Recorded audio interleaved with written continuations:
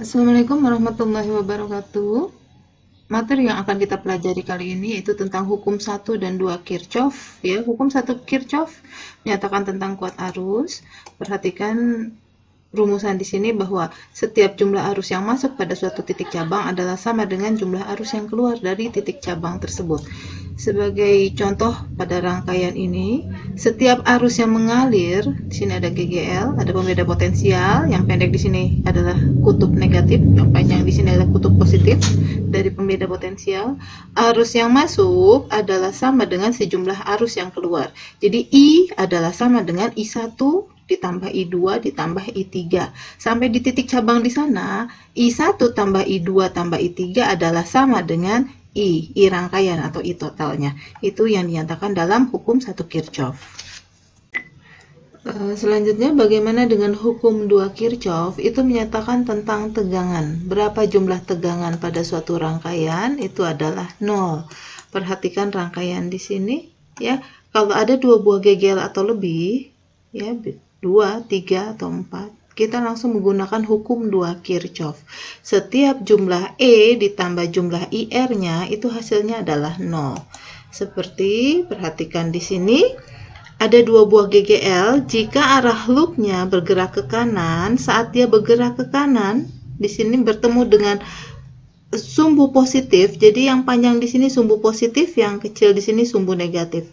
Pada saat arus pertama dengan GGL1 ini bertemunya dengan kutub positif, jadi positif E1 sampai di sini ketemu lagi dengan kutub yang pendek dari E2, jadi negatif E2. Positif E1 diambil E2 ditambah I, ini I, ada satu buah I dalam satu rangkaian ini, I dikali R1 tambah R2 tambah R3, itu hasilnya adalah 0. Nih, positif E1 diambil E2 ditambah I dikali R1 ditambah R2 tambah R3. Ini nilainya adalah 0. Untuk selanjutnya, bagaimana kita menentukan berapa jumlah atau nilai kuat arus yang mengalir pada rangkaian? Di sini ada satu buah rangkaian, ya, rangkaian induk dengan 2 buah GGL. Langsung kita menggunakan hukum 2 Kirchhoff. Kalau kita gunakan loopnya ke arah kanan, di sini kita bertemu dengan si positif 8 sama negatif 12 untuk sigma E-nya. Ditambah sigma I dikali R totalnya nanti, ya. Maka dari hukum 2 Kirchhoff, sigma E tambah sigma IR sama dengan 0, maka kita bisa mendapatkan positif 8, negatif 12, ya, ditambah I dikali 3 tambah 2 tambah 5, hasilnya adalah 0. Ya, positif 8 diambil 12 ditambah I dikali 2 tambah 3 tambah 5, ini bisa 5 tambah 3 tambah 2 atau sama aja kan, mereka tersusun secara seri, tinggal kita jumlahkan, hasilnya adalah 0. Maka min 4 ditambah I dikali 10 sama dengan 0, 10I sama dengan 4, maka I sama dengan 4 per 10 atau 0,4 ampere. Sebagai tugas, berapa nilai kuat arus yang mengalir pada rangkaian tersebut? Di sini ada seri, juga bercabang, mereka paralel. Untuk paralel kita ikhtiarkan untuk menjadi seri juga. Bagaimana bentuknya? Maka di sini 1 per R paralel adalah 1 per 18 ditambah 1 per 18. Ya, dapatlah dia R paralel sebagai penggantinya satu hambatan. Di sini besarnya berapa R paralel? Tinggal diserikan sama seperti tadi. Di satu sumbunya 12 volt, satu sumbunya 4 volt. Untuk loop boleh silahkan ke kiri atau ke kanan, dan ikhtiarkan selalu yang negatif di sini arah loop mengikuti angka negatif terbesar. Misalnya di sini ada 12, di sini ada 4. Ikhtiarkan untuk mendapatkan negatif 12. Jadi arahnya, kalaupun dia ke arah sana, minus 12 plus 4. Jadi ada minus agar bisa pindah ruasnya nanti menjadi positif. Untuk yang selanjutnya, bagaimana kita menentukan tanda positif atau negatif pada rangkaian listrik yang terdiri atas 2 ruang? Ada loop 1 dan ada loop 2. Pada loop 1, ya, kalau kita buat arah ke sana, di sini ada arus mengalir, ya, sesuai dengan arah loop. Kita bertemu dengan negatif E1 Sampai di sini kita bertemu dengan positif E3. Jadi loop 1 hanya dipengaruhi oleh dua buah loop, F1 sama E3. Dari hukum Kirchhoff, sigma E tambah sigma R, sigma E ditambah sigma IR sama dengan 0. Ya.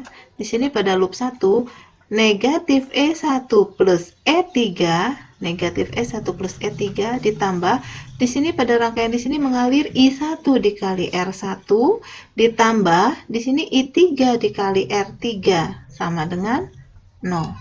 Bagaimana untuk loop yang kedua? Loop yang kedua di sini negatif E2 plus E3 ditambah I2 R2 ditambah I3 R3. Ini pada loop 2. Negatif E2 plus E3 ditambah I2 R2 ditambah I3 R3 sama dengan 0. Perhatikan rangkaian berikut. Berapa nilai kuat arus dari I1, I2, I3 yang ada pada rangkaian? Karena di sini ada dua buah ruang, kita gunakan dua buah loop. Pada hukum 2 Kirchhoff dikatakan sigma E ditambah sigma IR sama dengan 0. Perhatikan di sini ada arah arus selalu mengalir dari muatan negatif ke positif. Ini arus mengalir ke sana, yang satu arus mengalir ke sana, sehingga di sini di tengah-tengah dia menuju ke atas. Arus masuk sama dengan arus yang keluar, sehingga I3 adalah sama dengan I2 ditambah I1. Ya. Lalu berikutnya bagaimana dengan penerapan loop? Kita lihat loop yang pertama dulu. Arus mengalir dari potensial rendah ke tinggi, dia mengalir ke arah sana. Sehingga di sini kita menemukan pada hukum 1 Kirchhoff bahwa min 6 ditambah I1 dikali R-nya ditambah I3 dikali R-nya sama dengan 0. Ini pada loop yang pertama, min 6 ditambah I1 dikali R-nya, R-nya di sini 6 ditambah I3 dikali R-nya, R-nya itu adalah 3, I3 dikali 3 sama dengan 0. Dari sini langsung kita perkecil, semua bisa dibagi 3. Sehingga kalau mereka kita bagi 3, hasilnya didapat, ini min 6 pindah ruas jadi positif 6 ya. Sehingga kita bagi 3, didapat 2I, 6 dibagi 3 adalah 2, 3 dibagi 3 adalah 1, 6 dibagi 3 adalah 2. Karena I3 adalah I1 ditambah I2, di sini didapat ya I3 masuk sama dengan yang keluar, maka di sini langsung disubstitusi si I3-nya. Sehingga 2I1 ditambah I1 ditambah I2 sama dengan 2. Maka didapat 2I1 ditambah I1 ditambah I2, jadi 1 ditambah 2 ada 3, 3I1 ditambah I2 sama dengan 2. Ini persamaan yang pertama. Bagaimana dengan loop yang kedua sekarang? Nih, loop yang kedua, arah arus dari negatif ke positif dia ke arah sana. Untuk loop yang kedua, karena di sini bertemu dengan minus 4, maka minus 4 ditambah I2 dikali 2 ditambah I3 dikali 3-nya sama dengan 0. Itu untuk loop 2. Ya. Min 4 ditambah 2I2 ditambah 3I3 sama dengan 0. Atau 2I2 ditambah 3I3 negatif pindah ruas jadi sama dengan 4. Dengan I3 sama dengan I1 ditambah I2. Maka di sini I3-nya kita substitusi, didapat hasilnya 2I1 ditambah 3 dari I1 ditambah I2 sama dengan 4. 3 ditambah 2 adalah 5I1 ditambah 3I2 sama dengan 4. Dari persamaan 1 dan 2 didapat, nih persamaan 1 tadi udah hasil penyederhanaan dengan persamaan 2 didapat 3I1 ditambah I2 adalah 2, 5I1 ditambah 3I2 sama dengan 4. Kita coba menghilangkan salah satu variabel, mau I1 atau I2. Di sini kita coba menghilangkan variabel I2. Jadi atas dikali 3, bawah dikali 1. Maka di sini didapat 3 kali 3 9. 3 dikali I2, 3I2 sama dengan 2 kali 3 adalah 6. Dan variabel di bawahnya itu kita kali 1, hasilnya masih tetap seperti ini. Kita kurang, sehingga kita bisa mendapatkan I1-nya. Dia habis, sisa 9 diambil 5 adalah 4. 4 I1 sama dengan 6 diambil 4 adalah 2. Sehingga I1-nya adalah 2/4 atau 0,5 ampere. Kita coba mencari di salah satu, boleh yang bawah boleh yang atas, berapa I2-nya dengan memasukkan I1-nya sebagai 0,5, maka didapat I2-nya adalah 0,5. Dari persamaan I3 adalah I1 ditambah I2, maka 0,5 ditambah 0,5 hasilnya 1 ampere. Ini cara menghitung kuat arus dalam dua buah loop dengan menggunakan hukum Kirchhoff. Sebagai tugas, silakan Anda urai berapa nilai kuat arus dari setiap rangkaian ini berdasarkan hukum Kirchhoff 2. Di sini ada loop 1, ada loop 2.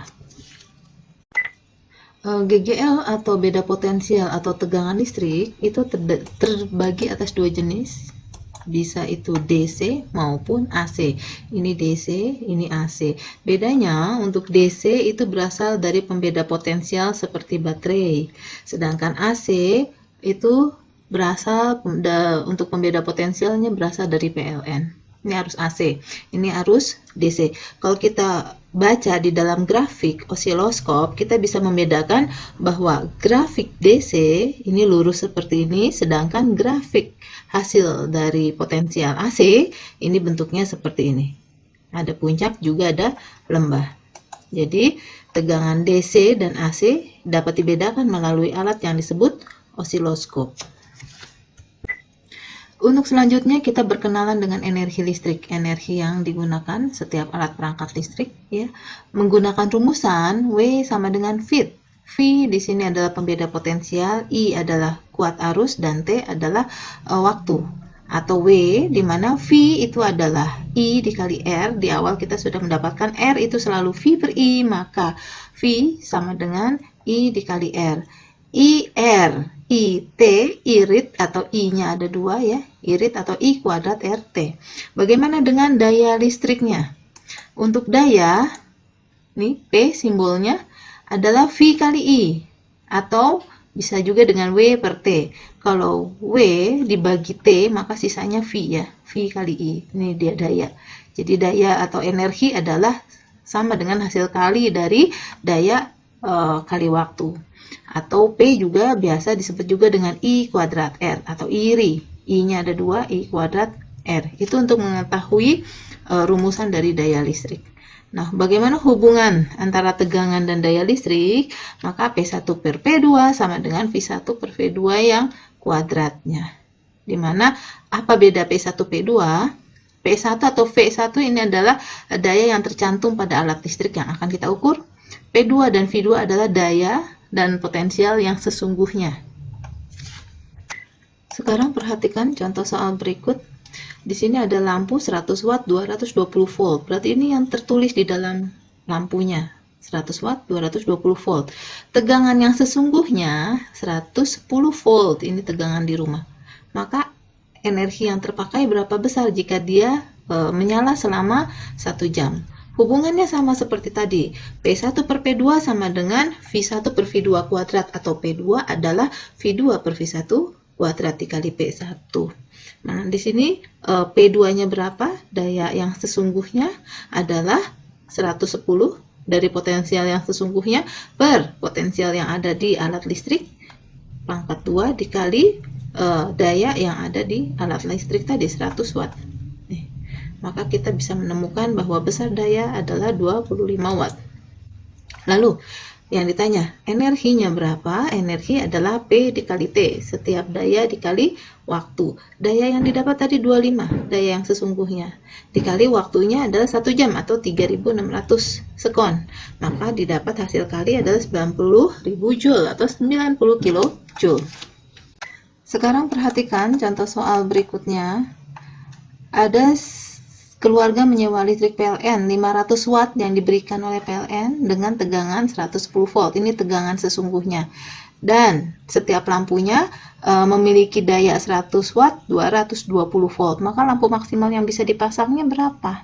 Sekarang, dari rumusan P1 banding P2 sama dengan V1 per V2 kuadrat adalah sama dengan P2 per P1 sama dengan V2 per V1 kuadrat. Sekarang, kita lihat dulu deh daya yang sesungguhnya. Potensial yang sesungguhnya yang ada di rumah 110 volt. Dan potensial yang ada di alat listrik, ini V1 adalah 220 volt. Dan daya yang ada di alat listrik, ini yang satu-satunya yang ada di alat listrik ya, adalah 100 watt. Maka kita bisa mendapatkan potensial yang sesungguhnya adalah 25 watt. Di sini ada 110 banding 220 kali daya yang ada di alat listrik adalah 100 watt. Didapat 110 kuadrat dikali 10 dibagi 220 kuadrat. Atau ini langsung 110 bagi 220 adalah 0,5 ya. 0,5 kuadrat dikali 100. Hasilnya 25 watt. Ini daya yang sesungguhnya. Daya total yang diberikan PLN adalah 500 watt. Maka berapa jumlah lampu bisa kita hitung dari 500 watt total yang diberikan bagi setiap lampu menggunakan daya 25 watt. Maka didapat 20 buah lampu. Sekarang sebagai tugas, jika sebuah lampu, berarti P1 dan V1 ya, di sini tertulis 25 watt dan 220 volt. Jika dinyalakan selama 5 jam, maka tegangan yang sesungguhnya di sini ya sebagai V2 110 volt, maka energi yang terpakai. Nah, tadi kita sudah bisa tahu berapa besar energi. Kita gunakan rumusannya yang barusan ya. Bila harga energinya per kWh-nya itu ada Rp20. Nah, sekarang kita coba berapa, tinggal kita kalikan hasil energi tadi, berapa biaya yang harus dibayarkan. Selanjutnya kita mempelajari tentang instalasi listrik di rumah. Itu terbagi atas sumber tegangan AC. Ini sebagai sumber energi listrik, artinya sumber tegangan AC ini misalnya bisa berasal dari PT PLN. Lalu kWh meter adalah alat ukur listrik untuk mengukur jumlah energi yang kita gunakan. Lalu kita pun bertemu dengan pemutus daya. Di sini adalah pembatas penggunaan daya atau kuat arus yang kita gunakan. Panel bagi untuk membagi arus pada peralatan alat-alat listrik di rumah. Lalu pertanahan di sini adalah biasa disebut grounding, pencegah kerusakan instalasi listrik akibat misalnya bisa akibat petir dan lain sebagainya.